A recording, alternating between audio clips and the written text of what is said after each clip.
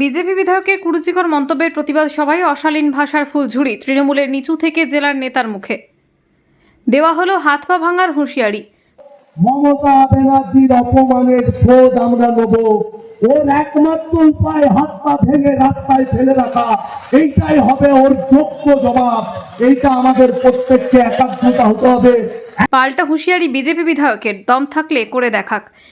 একটা ঘটনাকে নিয়ে তারা মানে কুরুচিকর মন্তব্য বিভিন্নভাবে, কেউ গেলে কান ধরে উঠবোস করাবে, কেউ আবার অনেক রকম মানে আরও অপ্রাসঙ্গিক কথাবার্তা বলছে। সময়ই বলবে, তৃণমূলের নেতারা যদি সঠিক জায়গায় থাকে চোখ সামনে আসবেন, এসে ওনাদের যা করার করবেন। আমি যেটা বলেছি আমি ঠিকই বলেছি। আমি কোনো যে ওই মুখ্যমন্ত্রীর রেট 25 লাখ টাকা এই মন্তব্য হয়নি।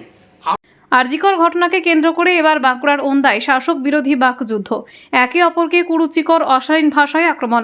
মঙ্গলবার ওন্দায় চৌমাথায় বিজেপির কর্মসূচির মঞ্চে রাজ্যের মুখ্যমন্ত্রী মমতা বন্দ্যোপাধ্যায়ের বিরুদ্ধে কুরুচিকর ভাষায় আক্রমণ করে বিতর্কে জড়ান ওন্দার বিজেপি বিধায়ক অমরনাথ শাখা। লজ্জা থাকা দরকার। আমি একজন মহিলা মুখ্যমন্ত্রী হয়ে আমার বাড়ির মা বোনদের রেট বাঁধছে। এর আগে রেট ছিল 50,000, 30,000, 20,000। এরপরে আপনি রেট বেঁধেছেন 10 লাখ। আমরা মমতা ব্যানার্জিকে রেট দিচ্ছি, আপনার রেট হচ্ছে 25 লাখ টাকা। আপনি কোন মোল্লাকে ধরুন, আপনি কোন মোল্লাকে ধরে বেরিয়ে যান, আমরা 25 লাখ টাকা দেবো। আমরা ঘরে ঘরে আদায় করে 25 লাখ টাকা দেবো।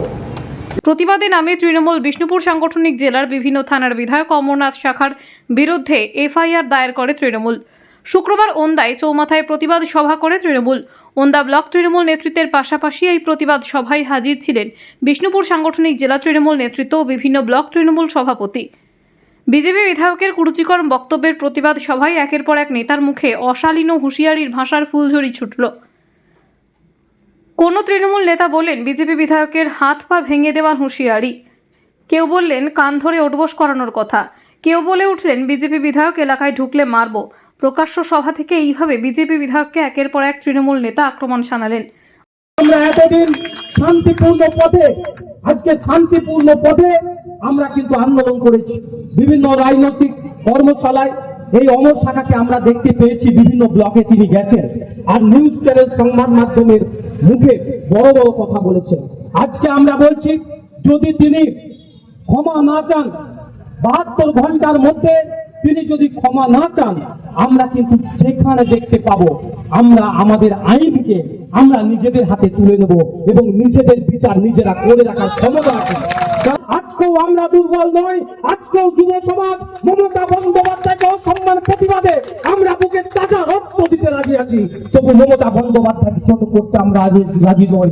72 ঘন্টার মধ্যে যদি তিনি অন্যায় স্বীকার না করেন, ক্ষমা তিনি না চান, তিনাকে যেখানে দেখতে পাবো। ইন্দাস ব্লকের প্রতিনিধি হিসাবে আজকের ওনাই মাটিতে আমি প্রতিনিধিত্ব করতে এসেছি।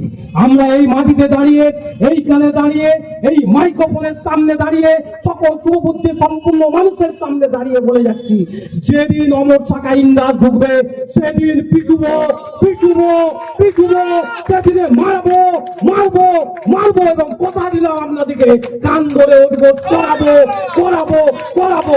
যদি বাপের বেটা হই আর এক মায়ের যদি রক্ত নিয়ে জন্মে থাকি এবং মায়ের যদি দুধ খেয়ে থাকি, অমর শাখাকে ইন্দাসের মাটিতে দাঁড়িয়ে কান ধরে উঠবো, করাবো করাবো, সেদিনই হবে শাশ্বত প্রতিবাদ। আমরা লড়াইয়ের মাটিতে পড়ে যাইনি, মনে রাখবেন। আর আমি যুব তৃণমূল কংগ্রেসের সভাপতি হিসাবে দায়িত্ব নিয়ে বলছি, যদি এই ঘটনায় আপনি প্রকাশ্যে অন্যায় স্বীকার না করে, আমরা জেলা যুব তৃণমূল কংগ্রেস আপনার বাড়িতে 7 দিন পর যাব, আপনার মায়ের কাছে আপনাকে গর্বে ধারণ করার জন্য রেটটা কত একবার জানতে আপনার মায়ের কাছে গিয়ে আপনার বাড়িতে ঢুকে আপনার মায়ের কাছে রেটটা আমরা জেনে আসবো। নোংরামির একটা সীমা পরিসীমা থাকে। আপনি কখনো নিদান দিয়েছেন দান দিয়ে পেটানোর, কখনো নিদান দিয়েছেন রড দিয়ে পেটানোর, এরপরে আপনাকে পেটানোর ব্যবস্থাটা মা বোনেরা কিন্তু করবে। তৃণমূল কংগ্রেস তাতে দায়বদ্ধ। পরিষ্কার বলে দিচ্ছি, অন 60 দাঁড়িয়ে হাত পা ভেঙে দেবো সবার। তো ভাঙবো এবার বলে দিচ্ছি পরিষ্কার। তুমি জানো না এখনো আমরা কি এলাকা থেকে উঠে আসছি। পরিষ্কার তুমি একটা নারীর মেয়ের বাঁধছো। দেখুন, মমতা ব্যানার্জি হচ্ছে একটা ভারতবর্ষের বাংলার আবেগ।